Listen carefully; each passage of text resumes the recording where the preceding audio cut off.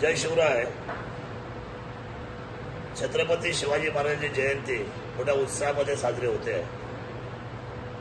19 February जवळ आले. 2 दिवसामध्ये जो आपल्याला प्रोटोकॉल आहे, छत्रपती शिवरायांचा जो राजशिष्टाचाराच्या बाबतीमध्ये मुख्यमंत्री, दोन्ही उपमुख्यमंत्री, पर्यटन मंत्री, सांस्कृतिक मंत्री आणि उदयनराजे साहेब असतील किंवा छत्रपती संभाजी महाराज असतील, ही सर्व मंडळी दरवर्षी आपल्या किल्ले शौर्याच्या छत्रपती शिवरायांच्या जन्माच्या दिवशी येत असतात. मी सर्वप्रथम या सर्व मंडळींचा तालुक्याचा आमदार येण्यात आले.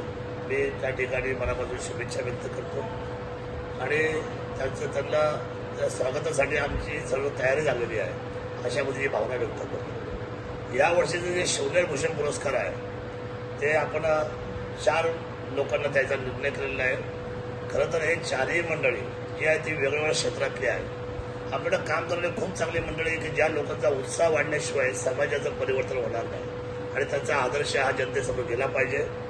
सर्वप्रथम बाळासाहेब सावळरामबुवा दांगड अर्थात कार्यसम्राट आमदार, जे या तालुक्याचे 10 वर्ष आमदार राहिले, ज्यांनी अनेक तलाव बांधले, चोळीचे बंधारे बांधले, विशेषत्वाने ज्या व्यक्तिमत्वाने चिलेवाडी आणि पिंपळगाव जोगा या 2 धरणांची निर्मिती केली.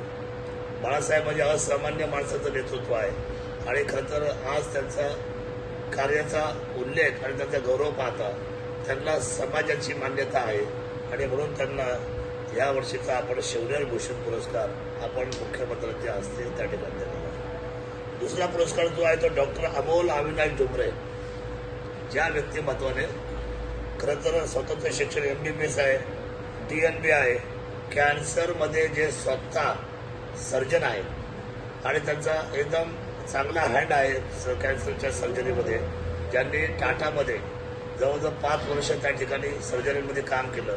त्याच्यानंतर आता जे आपल्या असलेल्या रुबीच्या पॅनलवर आहे हॉस्पिटलच्या आणि स्वतःचे हॉस्पिटल त्यांनी आता आळेपाठाला, जेणेकरून खूप साऱ्या रुग्णांना त्या आता छोट्या मोठ्या ऑपरेशनसाठी मुंबई पुण्यात जावं लागत नाही. ती सोय खरं त्यांनी ग्रामीणमध्ये केली.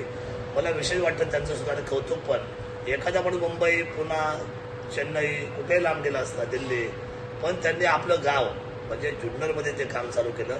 म्हणून त्यांना हा शिवनेर भूषण हा वैद्यकीय सेवेत देतोय.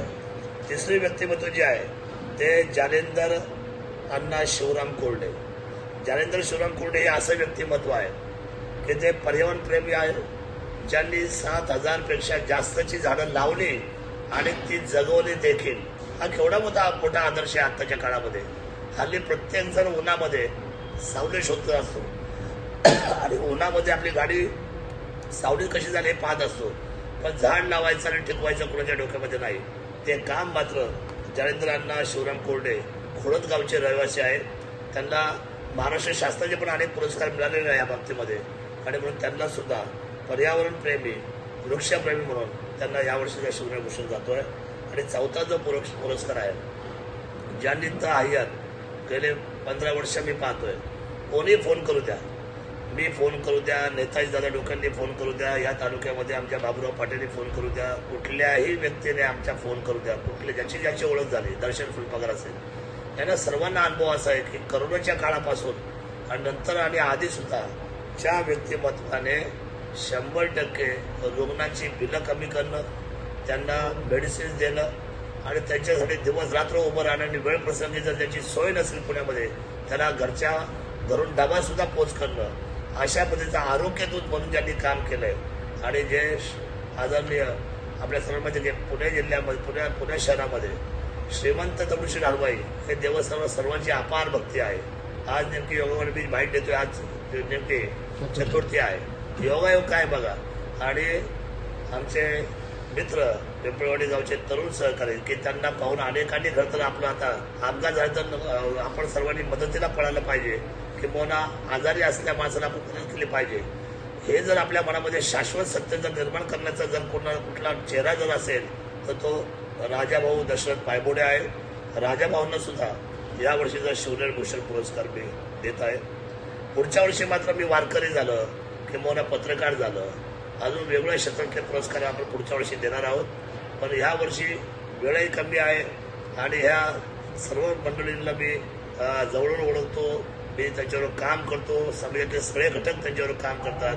त्यामुळे हे सर्व मंडळ जे आहेत त्या शिवनाथ भूषण पुरस्काराला पात्र आहेत. या चारही कुटुंबाच्या मंडळींना मला सांगायचं आहे की आपण आणि आपलं कुटुंब 19 फेब्रुवारीला बरोबर सकाळी 8 वाजता आपण किल्ले शिवनेरीवर येण्यासाठी आणि तो पुरस्कार घेण्यासाठी आपण पात्र झालेले आहात.